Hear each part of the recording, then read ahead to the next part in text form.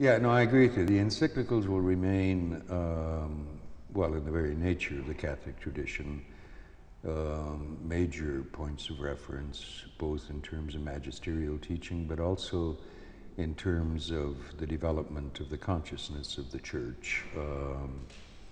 So they're not simply of so-called juridical importance in terms of defining certain truths, but they create a conceptual context for understanding critical aspects. Centesimus Annus is, I think, the single most comprehensive and coherent and compelling vision of a just and virtuous society that we have from any source, philosophical, academic, political, whatever.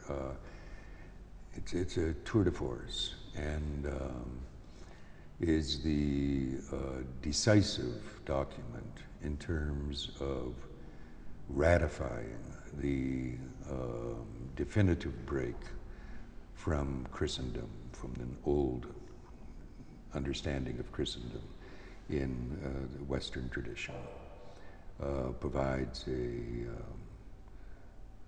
comprehensive and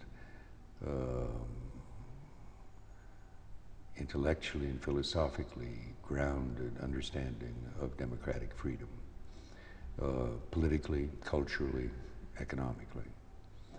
Evangelium Vitae. I mean, the contribution that he made in teaching the entire church, but the entire world, really, to understand the nature of the conflict between the culture of life and the culture of death. Those very phrases, but everything that those phrases embrace, changed. And the people on the other side of these arguments of the life questions, they know perfectly well how powerful was the influence of John Paul II in providing a moral conceptual framework for understanding the nature of the conflict, not only over abortion, but over the whole manipulation of the humanum technologically and the biotechnical changes that are upon us. Fides et ratio, very, very important. Perhaps of greater interest to theologians and philosophers.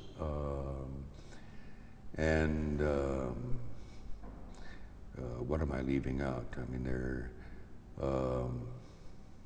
Ut unum sint, that they may be one, the encyclical on Christian unity, will remain an absolutely vital point of reference, because we're living at a time, and John Paul saw this in the last half of the 1990s, where many of our ecumenical hopes seemed to be hitting the rocks, especially in relations between the Lutherans and the Anglicans, and of course with the Orthodox, who were not responsive to his initiatives and his overtures, at least not in the way that he had hoped, and I think reasonably had hoped.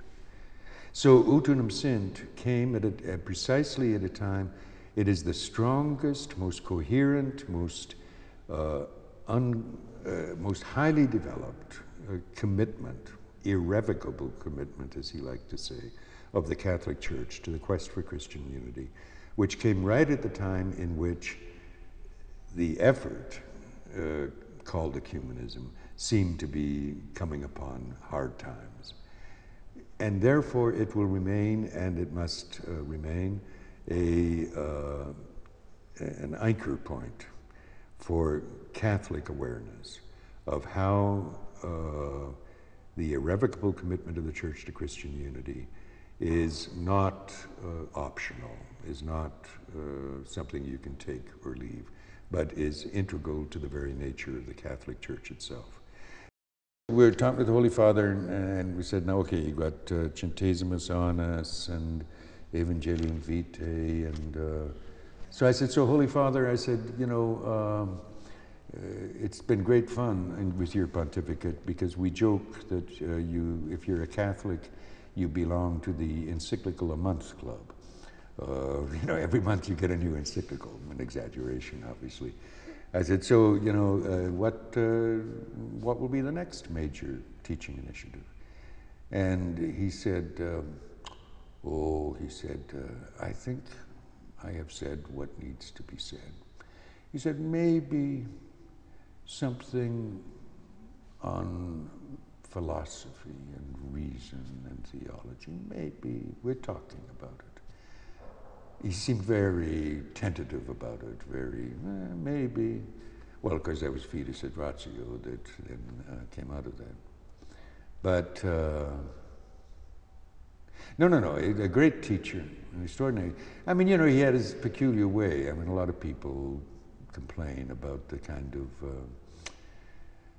circuitous manner of discourse in which his encyclicals and other major documents are framed, where you know, he focuses in on a question, typically relating it to a specific biblical text or biblical incident, and then he steps back from it, and then he comes around and he looks at it from a different angle, and he comes back again, and you know, so it's not clip, boom, boom, boom, boom, A, B, C, D, E, F, G.